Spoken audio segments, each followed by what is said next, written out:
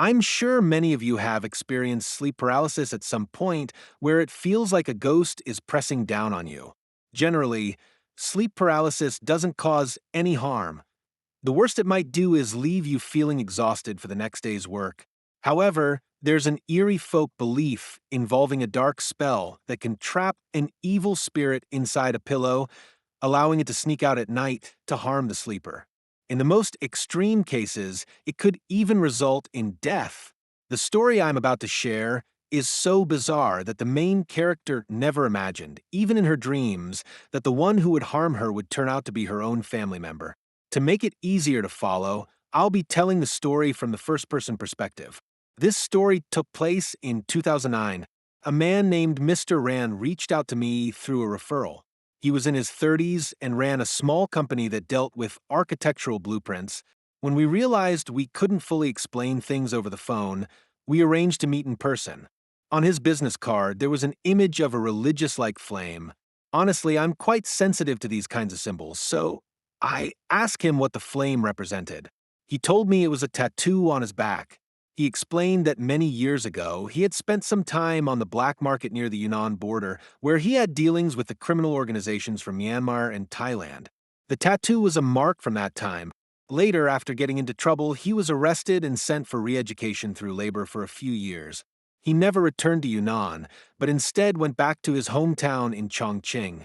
Using the money he had made during those years, some of it bloodstained, he started his own small company. He began dressing in suits and ties, trying to pass himself off as someone cultured and educated, a part of the upper class. As he spoke about this, he seemed a bit self-deprecating. Over the years, I've met quite a few people from the underworld. Compared to ordinary folks, they tend to place a lot of trust in our line of work. While many of them have done shady things in the past, as they grow older and their lives change, most of them eventually choose to settle down and, after a sudden moment of clarity, start new. So, I don't have a problem with people like that, at least not with those who are trying to turn over a new leaf. Talking with Mr. Rand wasn't difficult at all. He didn't seem like the type to panic over ghostly matters, and in fact, his calmness and composure surprised me. He said that it wasn't just him who encountered the ghost, his wife did too. Mr. Rand explained that he and his wife got married in 2006. At that time, his small company had just started, and his wife was one of the first employees to join. They had recently moved into a new house, and many of their good friends sent gifts to celebrate. He mentioned that aside from the new appliances and furniture they had purchased, almost all the daily necessities in the house were gifts from friends. He is someone who believes in karma. So after moving in, he first made offerings to the stove god and the god of wealth, lit incense morning and night, and waited 3 days before actually living in the house. But just under a month after moving in, his wife encountered a ghost. At this point, he took a sip of tea, trying to calm himself down a little. He continued, "That night my wife and I were both asleep. In the middle of the night, I was suddenly awoken by her blood-curdling scream. I quickly turned on the light and saw her with her eyes tightly shut, clutching her head with both hands, her legs thrashing about. I thought she had just had a nightmare, so I rushed over to comfort her. But she stayed in that state, and it took a while before she woke up. When she did, she started crying, saying she had encountered a ghost. Mr. Rand still thought it was just a bad dream, possibly due to her disorientation from just waking up. He comforted her, poured her a glass of water, and asked what she had dreamed about. She cried, explaining, "When I was sleeping, it felt like something was pressing on my eyes. I reached up to feel what it was, and I touched a pair of cold, bony wrists. I got really scared and screamed, but that hand was holding my eyes shut. No matter how hard I tried, I couldn't open them. I was screaming, and that's what woke you up." Mr. Rand tried to explain to her that maybe it was just a bad dream, especially since when he turned on the light, he only saw her with her hands on her head, screaming, without any wrists or hands to be seen. They both had different accounts, but the conclusion they came to was that the stress from the move had caused her to hallucinate. Mr. Rand tried to convince himself that there was a rational explanation for what had happened, while his wife was deceiving herself into believing it. But over the next few nights, similar strange things happened. His wife was still waking up every night from that same odd sensation, crying and refusing to sleep in the bed anymore. One night, she even felt two cold hands sliding from her cheek down her neck to her collarbone. Every time she felt it so clearly, she was sure it wasn't a dream. She tried to struggle, but found she couldn't move, only able to scream. That night, no amount of comforting worked, and even staying in a hotel for a few nights didn't solve the issue. So Mr. Ran went to the Guanyin Temple 5 kilometers away, in Nanping, where he asked for a safety talisman and a string of Buddhist prayer beads. The monk gave him a Buddhist chant to teach his wife. He finally convinced her to return home, placing the talisman and beads under her pillow and reciting the chant before sleeping. That night, after she fell asleep, nothing strange happened. They thought the nightmare was over and life could return to normal. But just a few days later, the odd happenings turned to him. I asked him, "You're the one experiencing this. You should be able to describe it clearly. Can you tell me in as much detail as possible?" He replied, "After my wife got better one night, I was dealing with some business and went to bed late. I fell asleep quickly, but because I had once been involved in shady business, I'm always on high alert. I can react quickly to even the slightest disturbance. Not long after I fell asleep, I distinctly felt two hands on either side of my head, rubbing behind my ears. At first, I thought it was my wife, since the sensation was on her side of the bed. But then I felt it on the other side too, and I realized that I might have encountered the same ghost my wife did.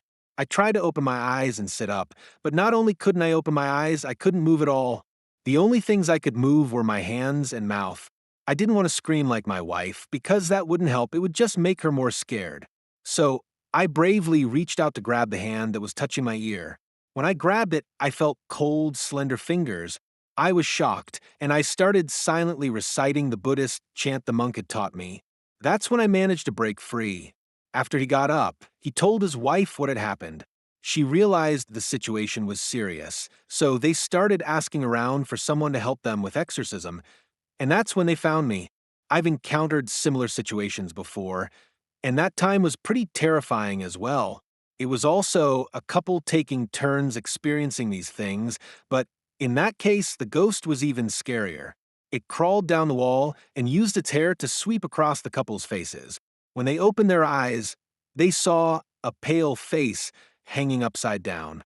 Even though that case was resolved smoothly, the couple swore never to live in that house again. I then asked Mr. Ran, "What kind of posture do you think the ghost was in when it moved its hand?" He said, "I suspect it was a female ghost standing by our bed, bending down to touch us." I asked, "Why are you so sure it was a female ghost?" He replied, "Because the hand I grabbed was thin, long, and frail, so I believe it was a woman." I imagined the situation in my mind, and it made sense. I hesitated for a moment and asked him, "Was the house you're living in rented or bought?" He said it was bought. "Was it a new house or a second-hand one?" I asked. "It's a new house," he answered. "Where's your neighborhood located?" I inquired. "Near Shikiapu," he replied. I thought to myself, that area wasn't known for having many graves, so it seemed strange that such things would happen in a new neighborhood. I then asked him if he had recently brought anything of unknown origin into the house. He said no, that everything in the house was new, and they hadn't brought any old items from their previous place. He was puzzled as to why such things were happening in a brand new house. After hearing his story and considering the details he gave me, I found the situation to be quite illogical. Based on my experience with similar events, there are a few common reasons for a haunting. First, the house might be old, and something had happened there before, like someone dying or the spirit of someone who used to live there returning out of attachment. This is the most common cause. Second, the house's foundation could have disturbed old graves during construction. Many people in the past were buried in unmarked graves, and sometimes these spirits remain attached to the location. Third, the haunting could be caused by an item with lingering resentment being brought into the home, and the spirit attaches itself to the new owner. Fourth, it could be the design of the house itself. If the house wasn't properly constructed and the layout conflicted with the owner's birth chart, it might lead to disturbances. I asked, Is your house newly renovated or rented? He said it was newly bought, but when he mentioned the location of the neighborhood, I suspected something wasn't quite right. If it were an older building, it might make sense, but this new place raised doubts. After we arrived at his house, I glanced at the talisman on the door and couldn't help but let out a cold laugh. I could tell that the Taoist priest was knowledgeable, but clearly only had a surface level understanding of his craft. On the way here, Mr. Rand told me that Mrs. Rand was already 3 months pregnant. The priest must have heard about this from the couple, but the talisman was meant for suppression. Even if it could suppress the ghost, it would also suppress the child in her womb. Before a child is born, its soul isn't fully merged with the body. In other words, while both are in the womb, they haven't yet fully integrated. If the soul dies before the body, the child will be born with severe intellectual disabilities, as the soul is already broken, and there's little hope for a healthy baby. Similarly, if the body dies before the soul, the result will either be a miscarriage or a stillbirth. In such cases, the soul and body never have the chance to coordinate and merge, which is why a baby ghost is born. So, anyone who says that a child doesn't have a soul before a certain age should just shut up. If they didn't have a soul, what would a character like Gua Chaochu even be selling? I told Mr. Rand that this talisman could suppress the ghost, but unless it was never removed, the ghost would remain suppressed. However, it wouldn't leave, it would just be kept under control. Unfortunately, the talisman was harmful to the child in your wife's womb, so I recommended tearing it off and trusting that I could handle it with another method. Mr. Rand hesitated but agreed, tearing off the talisman and allowing us into the bedroom. I took a careful look at the layout of the house. It was almost foolproof. Mr. Rand, being a business owner in the architectural design industry, seemed to understand this type of knowledge. Several lucky positions in the house were properly arranged with relevant items, which meant that this house was almost impossible to be haunted. I found it increasingly strange. If, as Mr. Rand had said, a female ghost was standing by the bed, leaning over to touch them, she shouldn't have been able to stay in such a house for long unless there was something related to the ghost inside. With this in mind, I ruled out all other possibilities and began using a compass to measure the house. The four corners of the room were clean, but the two pillows on the bed gave off a strong response. Based on this, it was clear that this ghost was not friendly. It was here for revenge. I suddenly felt a sense of tension, not knowing exactly what I was dealing with. But I knew it was far from benign. I set the compass aside and used red string to bind the two pillows together before taking them to the living room. I asked Mr. Rand where he had bought the pillows. He said he didn't know, as they were a gift from a good friend. I asked if he remembered who gave them. He said it was his wife's close friend, and Mrs. Rand was currently at her house. I felt a wave of unease, and with Mr. Rand, I went to the balcony, where I opened the two pillows under the blazing sun. I took out the inner stuffing and found a fresh piece of cotton in the center. On it were two bloodstains, one dark, indicating it had been there longer, and the other bright red, suggesting it had been recently applied. Additionally, I found a small triangle-shaped piece of paper inside with Mr. and Mrs. Rand's names written on it. I said to Mr. Rand, "This is bad. You need to get your wife back immediately. The person who harmed her is still with her." Mr. Rand looked surprised and asked what was going on. I explained. These pillows were cursed with a blood spell, targeting both of you. Anyone who sleeps on them will be affected. I'm not sure why you're being targeted, but this curse is very vicious. I pointed to the darker bloodstain and said, "This blood is from the ghost that was called to torment you. The fresher blood is mixed with chicken blood, which makes the ghost more excited. Chicken blood is often used in rituals and oaths, which is why it makes people behave erratically, like the saying, 'hyped up like on chicken blood.'" I continued, "The triangle paper is actually a nameplate specifically for the ghost, warning it not to harm the wrong person." I asked, "Your wife's friend gave you these pillows. Did you and her have a falling out? This seems like more than a small grudge." Mr. Rand's face turned pale. He hesitated before speaking. I could tell there was more to the story, so I said, "If you don't tell me everything, the danger could get worse. You need to tell me everything you know, so we can end this now." After a pause, he explained, Once I went on a trip with my wife and the group. We drank too much, and I mistakenly entered the wrong room. That's how I ended up having an affair with my wife's close friend. When I sobered up, I realized it was a mistake and wanted to make amends, trying to show her that it wasn't real, just a mistake made because of alcohol.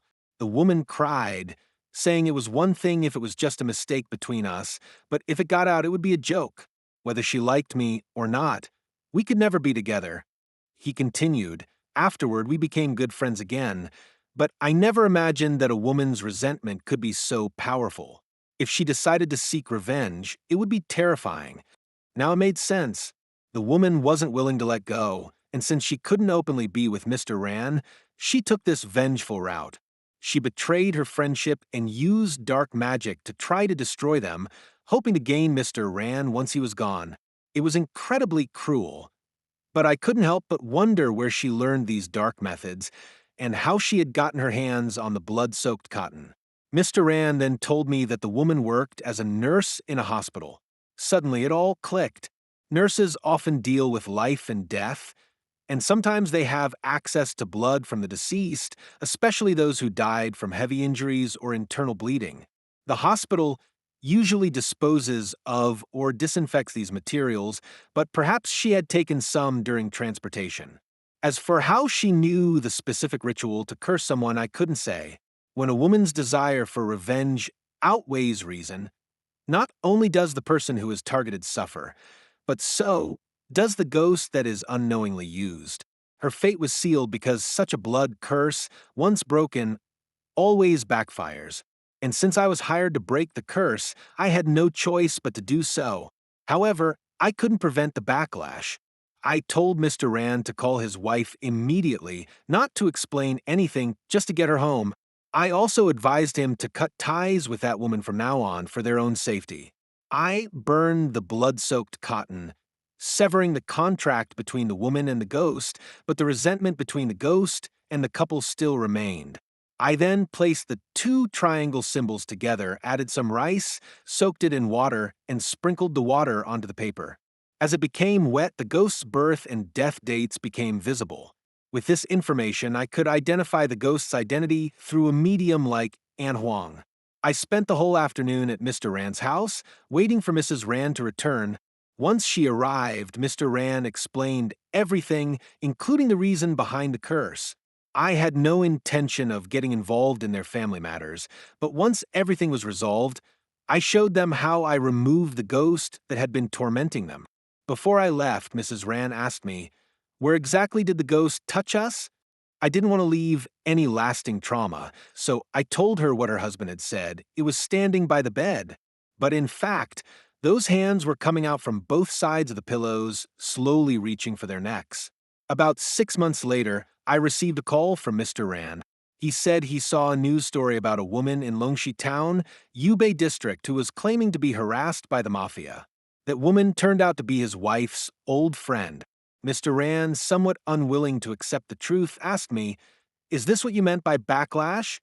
I couldn't answer him because I didn't know for sure. What I did know was that life doesn't operate on perfect balances of good and evil. If you plant the seeds of misfortune, you will inevitably harvest the consequences. If the woman's curse led to her madness, the root cause lay in the mistake Mr. Rand made. Perhaps it had led to their big argument, but in the end, for the sake of their child, they had decided to make peace. In the end, karma works in mysterious ways. Don't do foolish things, or one day, you might feel two hands slowly creeping out from your pillow, inching toward your neck.